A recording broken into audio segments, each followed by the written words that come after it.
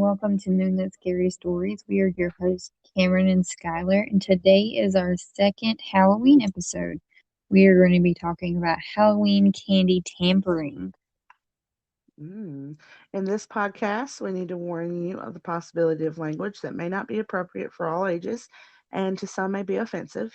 The content we go over in this episode is recommended for mature audiences and a trigger warning due to the content consisting of child death. I'm excited. All right, so Skylar, when you were growing up, were you always told to be mindful of where you go trick or treating? Did you always Oh go my, to the neighborhood of people you knew or your parents knew?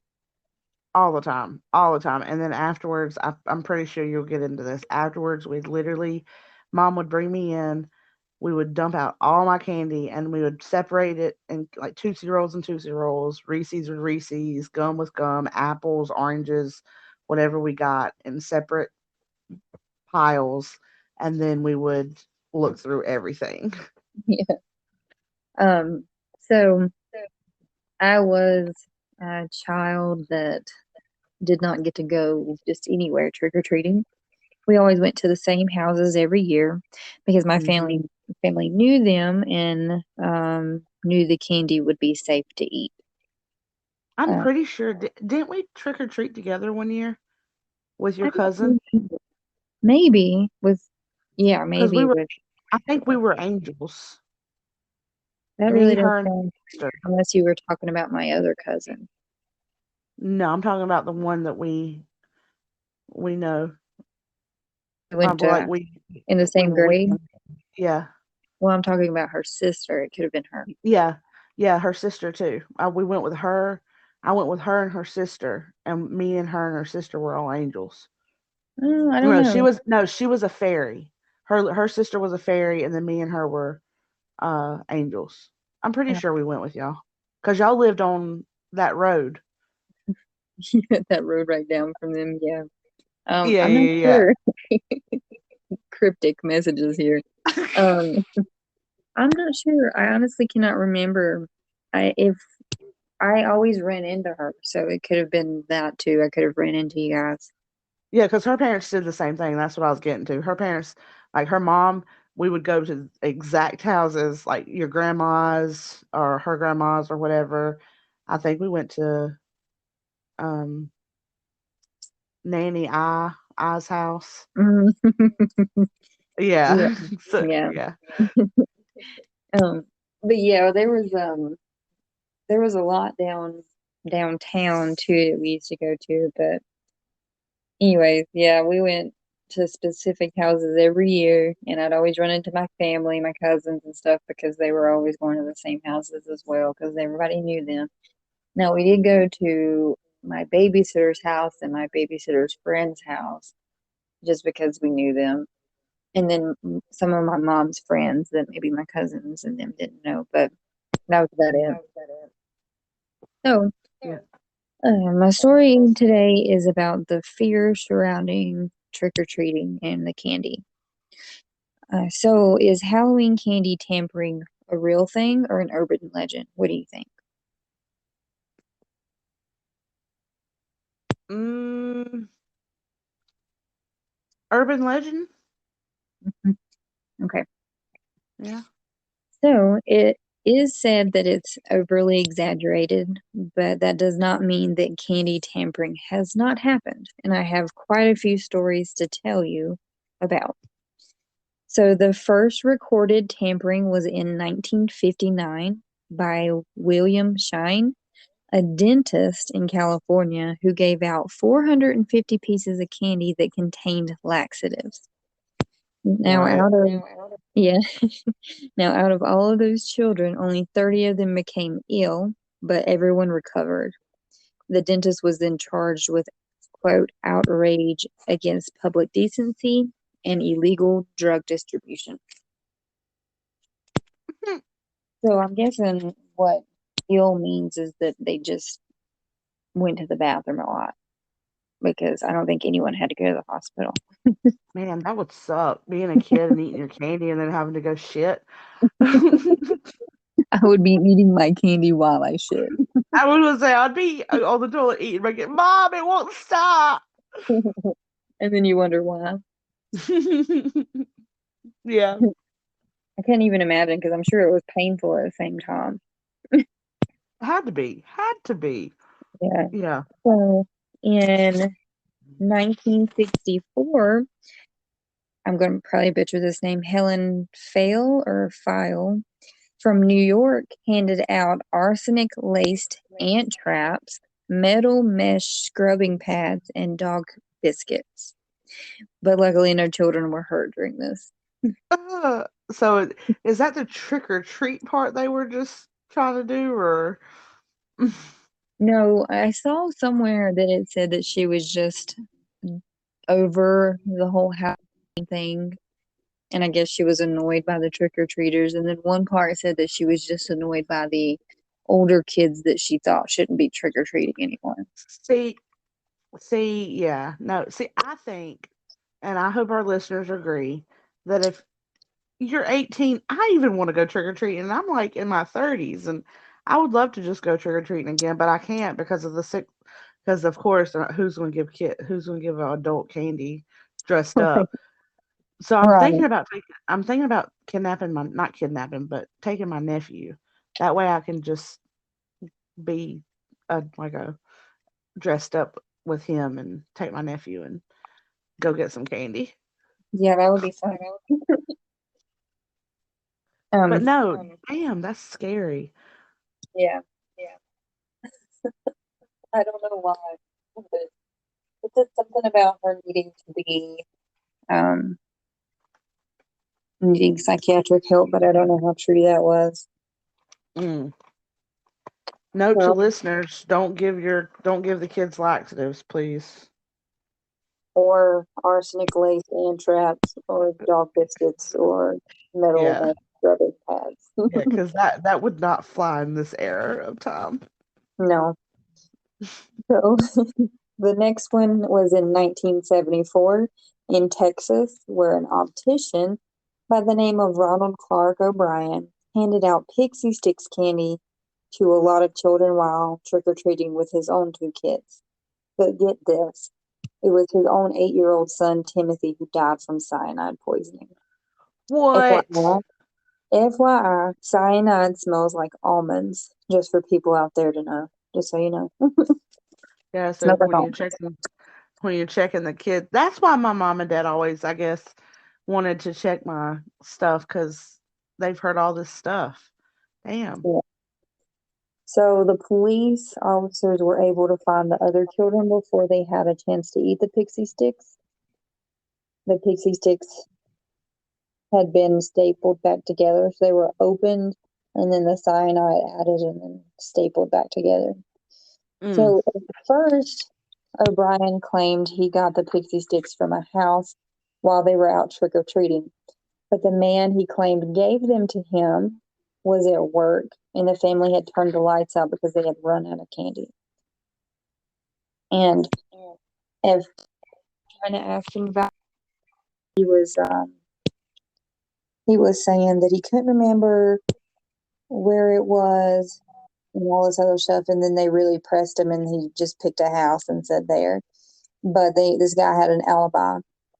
He was at work, so Damn. he became more suspicious again, and a warrant was granted, and they searched his house to find scissors with plastic residue attached, similar to what was found on the cyanide laced treats. Then Wow. more evidence poured in, like asking, I guess he was at going to a college, and he had asked his professor questions about cyanide. It was why cyanide. He had also taken out life insurance policies on both of his children in January of that year, and then added $20,000 on each a month before Halloween. He was already. Well, Oh, hmm, would you say?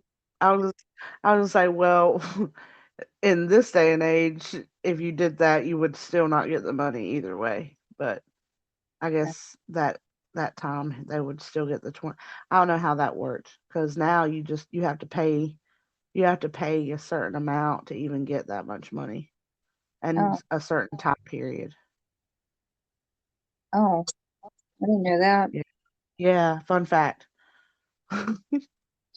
So I added the $20,000 each a month before Halloween, and he was already known to have been in debt for over $100,000 and called the insurers to ask about the payout the morning after his son died. Wow. Yeah, like didn't even give it a full 24 hours. Man. Yeah. So, yeah, there were lots of evidence. There was lots of evidence against him, and he was found guilty and sentenced to death by the electric chair. However, he never admitted his guilt. Like, he never admitted it. Yeah. But so I thought that one was interesting because his own son died, and he knew that the pixie sticks had cyanide in it, and the kid, I guess, was granted like one candy before he went off to bed, and he picked the pixie stick, and his dad knew it had cyanide in it. Wow. Yeah. See, no, that's just shitty. That's just, wow, that's just sad and shitty of Yeah, somebody to do that. it's really sad. I wonder how the mom dealt with it, or the daughter. That's what I was gonna. Well, I was gonna ask, were they like divorced or something, or did the Oh, mom like? I Huh? have, but Damn. yeah, I mean, it was just sad. Of course, yeah. Yeah, for real. Just because his dad's in debt. Wow. I'm sure there was more behind it than just that, though. Like, Oh yeah, yeah, you have to be pretty messed up to do something like that. for real. Especially just knowing your child. That's the last thing your child picked for candy to eat. Hmm. Damn. So the next story took place in Minneapolis, Minnesota in 2000. James Mm. J. Smith was charged with ad- adulteration after a teenager bit into a chocolate bar that contained needles. Luckily, they did not need to seek medical attention for this, but James J. Smith was um, considered unfit to stand trial, and they were trying to commit him to a mental health facility at one point. Wow. Damn. this this makes me not want to go trick or treating now. I know, it's crazy. Oh. In 2018 in North Carolina, an 11-year Oh. old was charged for putting sewing needles in Halloween candy and handing them out to the trick-or-treaters, I injuring them. heard about that. See, I don't think I even heard about that.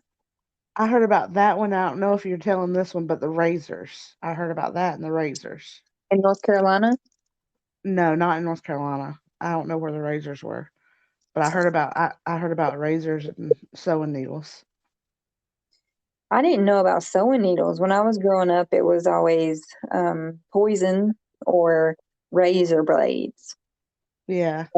I just remember hearing razor blades. Like that was the biggest one that was like talked about so much was, you have to be careful between razor blades or poison. Yeah. Well, now the only thing I'm hearing and I'm reading is about, parents check your children's candy because they people that has gummies, medical marijuana gummies said that they accidentally would place the marijuana gummies instead of the candy, which I don't know how half of it's true because I know friends who smoke marijuana and they would not give up their gummies for a trick or treater. I don't get how you accidentally do that too. Like how do Exactly, because you they're different packaging. It's just weird. It's just weird. But I yeah, just that's what I hear like now. gotcha. So, and then the same year as the 11-year-old in 2018 across the country in Oregon, a couple ingested methamphetamine laced gummies that they got out of their children's Halloween bags. Well, I'm glad it was the adults, but and not the kid. But damn, what are these right? people thinking? I didn't even know you could put meth in gummies. Like, what? I mean, I don't know how the scientific breakdown of that chemical is or that drug is, but damn, yeah, no, no, absolutely not. Guys, come on, let's do better. I had no idea that there was even such a thing. That's insane. It is insane to know that. Oh, sorry, So, listeners, if we swayed you from not trick or treating this year. so, back to the razor blades in the candy. I did find a story that may have started it all, and it was in 1968.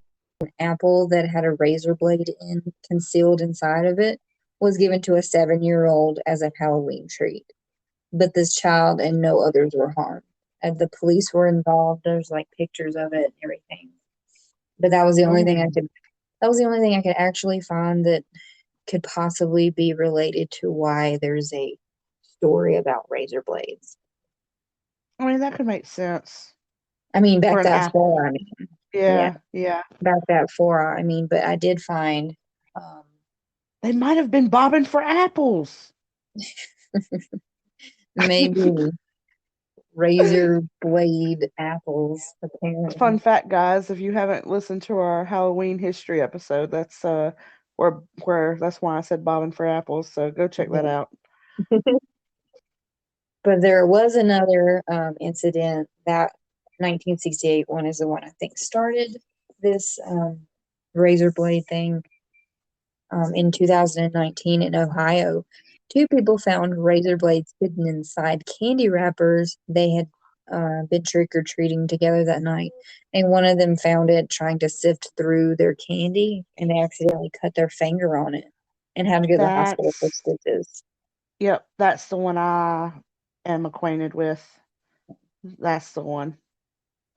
Well, the same night in Waterbury, Connecticut, razor blades were found in the bottom of two trick-or-treaters' candy bags as well.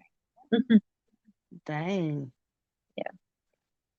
So, yes, a lot of calls that police may get regarding tampered candy, most of them they say are pranks, and none of them actually pan out to be anything real. But as you can see, there have live cases of Halloween candy tampering, and enough of them to keep the fear alive and the stories going. Yeah, And even I could people see that that. want to continue the stories because they're the ones doing these things. I'm sorry, but why? Come on, guys, do better. Do better. Especially for Halloween. Yeah. Dang, we just want kids just want to get candy and TP houses and just, watch Halloween movies and eat their candy and be fat and sassy. I enjoy it. But I do yeah, too. so there are actual cases out there that sparked this whole urban legend, and they continue to happen. As of 2019 was the last story I saw. Yeah, I mean, with the pandemic, I don't think a lot of people trick or treated last year, and I think a lot of it now is turning because I don't see as many where I live. I don't see as many trick or treaters anymore. Like I have my light open, I have my door open, I have candy, candy, fit a bucket full of candy, and so far every year, I have not had one single trick or treater. So it ends up me and my fiance eating all the candy, but Yeah, which I don't mind it. But it's sad because now it's to where it's trunk or treat. It's not yeah. trick or treating anymore. It's just more church Well, parking lots or for a long time, I remember that when I was a kid, that see. I or never. churches. Sometimes Yeah, churches would just have a thing because my aunt was very against Halloween and she would not take her kids trick or treating. So they would go to the church and just, I guess they always had like a little party at the church, but they never went trick or treating because it was not that they should celebrate being Christians and blah, blah, blah. Is this the same aunt that had the Ouija board experience? Yes, actually. Oh my god. How did you guess that? Uh, just a little guess. Well, Guys, no, if so you it's haven't not. listened to the That's sorry, go ahead. it's her mom. So it's my cousin, but my aunt. It's her mom. So it's not my. It's not. I misspoke. Excuse me. So it's my aunt didn't want the kids going to do like trick or treating and stuff like Gotcha. that. And then, of course, my cousin rebelled a little bit and did other things and did things that she was told not to, like the Ouija board. So it was her daughter. Gotcha. Yeah, it was her daughter. Okay. Yeah, so guys, if you haven't listened to the Ouija board episode, um, check that out. And it all comes kind of full circle. For real. That's awesome. That woman, I mean, that's not awesome, but I mean, some people are against it. People have their own beliefs, and I'm not going to diss on anybody, but Halloween's just, I just love it. Like, I love it so much. I have a freaking sleeve tattoo of just Halloween themed stuff. So it kind of, yeah, it's kind of a big part. I love Halloween. I always remember Halloween as being a fun time, and like I'd get to trick or treat with my friends and see friends, and Halloween. That's how, fun fact, I met my fiance is at a Halloween party when we were younger, and then I keep we lost forgetting about touch. that. I know, I know. I can't believe that happened, but you know, a small world, guys, small world. True. But that's all I have today. Well, that was cool. I love those stories. I mean, sad stories, but I guess lesson learned not to always check your candy when you're trick or treating and when you get home. Yep, very true. Always check it, even if you know the people. Guys, I hope you enjoyed our two episodes on Halloween. It was kind of exciting for both of us to have our own little topics and everything, and then we'll have more scary stories and demons and spirits and everything with our rest of our podcast season. So I'm excited. Me too. I enjoyed doing this. Awesome. Do you want to close out with our social media? Yes. So we are Moonlit Scary Stories on Instagram, Moonlit Scary on Twitter, Moonlit Scary Stories at gmail.com. If you want to send us messages, we would love that. Constructive criticism, we love that. Or if you just want to chat, try us out. Hopefully, sometimes I'm not on there a lot, so I might not see it at first, but I would definitely message you back when I do. Awesome. And then, we are also now on Apple Podcasts where you can leave actual reviews. So if you feel the need to do so, please do so. Remember to be kind and constructive. We will take that as long as you're not just straight out mean and rude. There's no need for that. We're here for fun and that's it. You don't enjoy it, you do not have to listen. But that's it. Exactly. Awesome. All right. Well, we will see you guys later. Have a good day, guys. Thank you. Bye.